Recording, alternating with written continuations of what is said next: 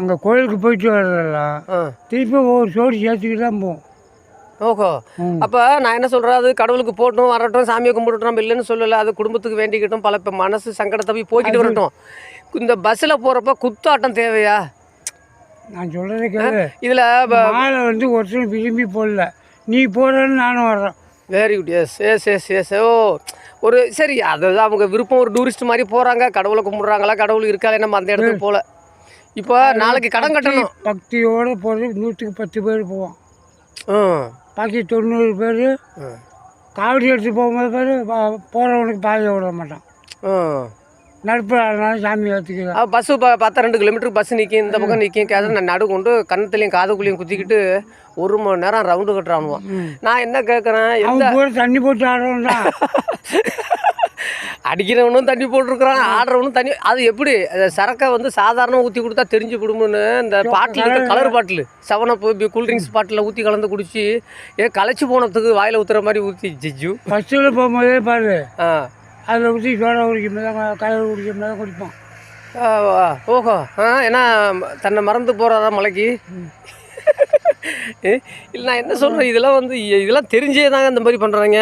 இப்போ எல்லாம் கடன் வாங்கி லோன் எடுத்து இப்போ மலைக்கு போகுது, 2000-3000 செலவு பண்ணுது பஸ்ஸுக்கு. அதை ஒரு அப்படிலாம் பண்ணுறாங்க. சரி பண்ணிட்டு நான் என்ன சொல்கிறேன், லோனுக்காரன் வந்து ஓம் சக்தினா விட்டுருவானா? கொடுத்த கால நீ விடுவியா? யாருமே விட மாட்டாங்க, வசூல் பண்ணி தான் ஆகணும். இல்லை, இது நான் என்ன, அவன் வந்து நெருக்கடி பண்ணுறான்னு இதுவே சொல்லுது.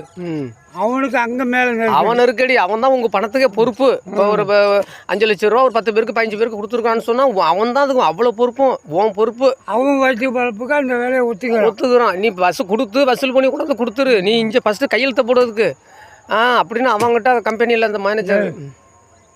முட்டா பசங்களெல்லாம் தாழ்ந்த போனால் காசி முதலாளி ஆக்குதான் தாழ்ந்த போகணும். காசி இருக்கவன் சொல்கிறதா நீ கேட்கணும். சரி சரி சரி. எத்தனையோ கையெழுத்து போடுறது மட்டும் எத்தனையோ படித்தவன் டிகிரி படித்தவன் வேலை பார்க்குறான். கண்டிப்பாக அதுதான் உலகம். இது அப்படியே எழுதிவிட்டா.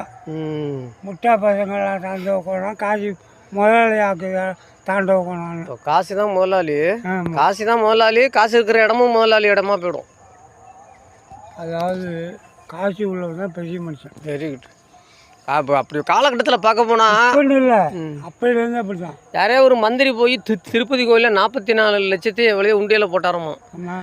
நான் என்ன சொல்கிறேன், எவ்வளோ அனாதை குழந்தைகள் இருக்குது, எவ்வளோ பள்ளிக்கூடம் சூரிய இடிஞ்சு கிடக்கு. அன்றைக்கி ஒரு இதில் குத்தாலத்தில் மாயாரத்தில் ஒரு தட்டி பாலத்தில் ஸ்கூல் பிள்ளைங்கள்லாம் போகுது. அப்படியே வெறும் தட்டி பாலம், அதில் ஒன்றுமே இல்லை. அது ஒரு பாலத்தை கூட கட்டி கொடுக்கலாம், அதுவும் ஒரு காணிக்கை தான்.